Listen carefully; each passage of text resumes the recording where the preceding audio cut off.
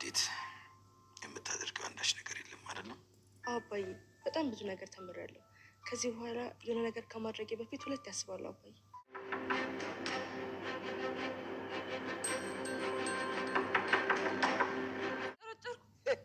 ከዚህ በላይ ጨርቅሽን አትጥይ። እንግዲህ ምን ታደርጊ? የጌታ ልጅ ወደደች። ማን እናዋ አንቺን ነው ማየት ማመን ነው። ይልሽ ማን? አቢጌል የዚህ ቤት ልጅ አንተን ወደደች?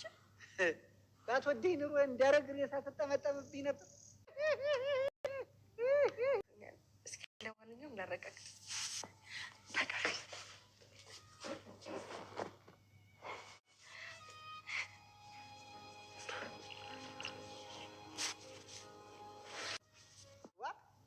እንዴት ወንድ ልጅ ያለው እኔ ቆማለሁ ነው እንዴት ያለ ነገር ነው?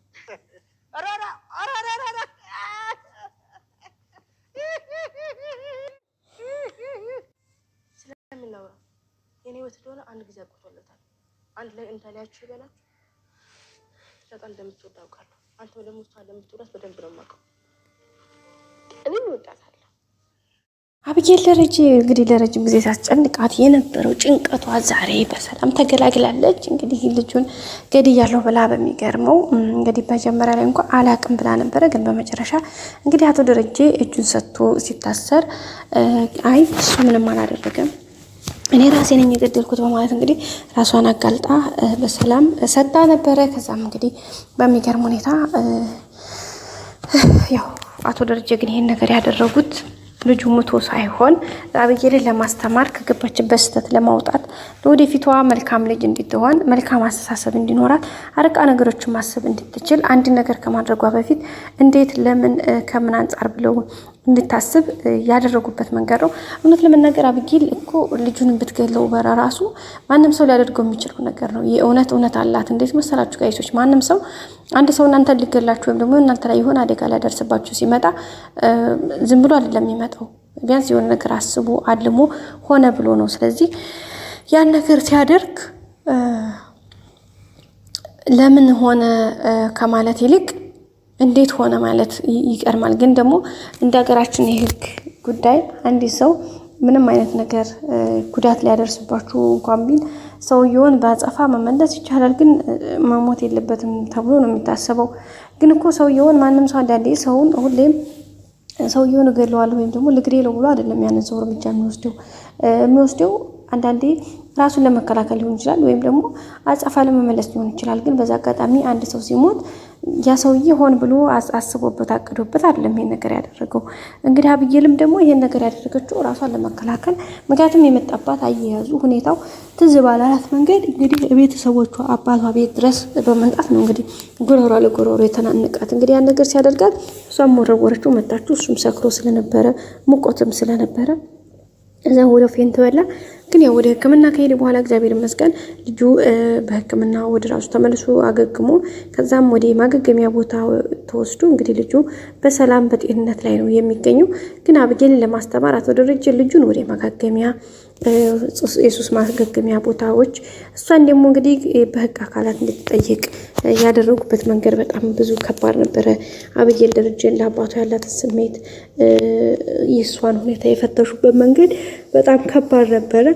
እኔ ግን የፈራሁት ይሄን ነገር ውሸት ነው ተብሎ ራሱ ሲነገራት አቢጌል ሌላም ባጓሮ ታመጣሪ ብዬ ነበረ።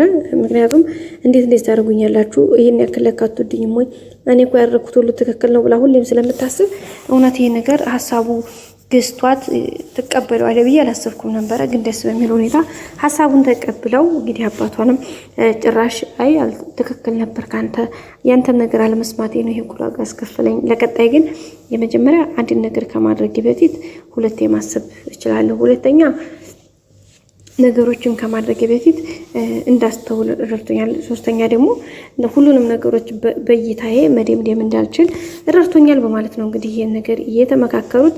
ስለዚህ አቢጌል እንግዲህ በጣም ተለውጣለሁ ብላ ነው የምታስበው። አሁን አቶ ደረጀም እንግዲህ ተለውጣ ወደ ራሷ ቅን ሀሳብ ይዛ እንዲሆነ ነው እንግዲህ አሁን ላይ ሀሳብ እያሰበ ያለው። ስለዚህ አቢጌል እንግዲህ የተወሰነ መልኩ ተሻሽላለች። ግን ምናልባት አሁን እንግዲህ ናታና ዳጣንም ምን ያክል እንደምትወድ ዳጣ ፋቃለሁኝ። አንተም ደግሞ እንዴት እንደምትወዳት ታውቃለሁኝ። ስለዚህ እኔም ደግሞ እወድሃለሁ ስለ የነበርኩት በውሸት አይደለም። እንደምወድህ ደግሞ እሱን ደግሞ ጥንቅቀር ከአንተም ታውቃለህ። ግን ደግሞ በቃ አንተ ለእኔ የተፈጠርክ ሰው አይደለህም ብለዋለች። እኔ ካሁን በኋላ እንግዲህ የምቆየው በእስር ላይ ነው። ምናልባችም ከ10 ዓመት በላይ 15 ዓመት ከዛም በላይ ልቆይ ይችላሉ። ከዛ ስወጣ ደግሞ ህይወት በምን መልኩ እንደምትጠብቀኝ የማውቀው ጉዳይ የለኝም። ግን ደግሞ ያው ግዴታ የሚሆነውን ነገር በጸጋ መቀበል ስለሆነ አንዳንዴም ደግሞ ከመሞት መግደል ይሻላል ብላ ነው ያሰበችው። ምክንያቱም በሞት ሁሉም ነገር ቀረ። ስታሰር ግን ነገ ጧት እድሜ ከሰጠኝ የሆነ ሰዓት እፈታለሁኝ። ያን በመፈታት እንግዲህ የማሳልፋቸው ነገሮች መልካም ሊሆኑ ይችላሉ በማለት ነው እንግዲህ የገለጸችው። እሱም እንግዲህ የሚበረታታና አሪፍ ነው። እውነቷን ነው። አንዳንዴ ከመሞት መሰንበት ነው አይደል ነገሩ። ህይወት ውላችሁ ስታድሩ ነገን ምን እንደሚመስል አታውቁትም። እግዚአብሔር ፈቃዱ ሆኖ መልካም ነገር ሊገጥመን ስለሚችል ከመሞት መሰንበትን የሚያክል ነገር የለም። አንዳንዴ ተስፋ ስንቆርጥ ነገሮች ከአቅማችን በላይ ሲሆኑ ቻሌንጀር ሲሆኑ አንዳንዴ ሰው ራሱን ለማጥፋት ሌላ አደጋ ውስጥ ለመግደት ብዙ ነገሮችን ይሞክራል። ግን ያ ተገቢ አይደለምም፣ ልክም አይደለም፣ መሆንም የለበትም በጭራሽ። ምክንያቱም ያ የስሜት የሰዓታት ጉዳይ ነው። ያ ነገር የሆነው የዕለታት ነው። በቃ ዛሬ ነገ ሊጨንቀኝ ነገ ዛሬ የሆነ ነገር ቻለንጅ ሊያደርገኝ ይችላል።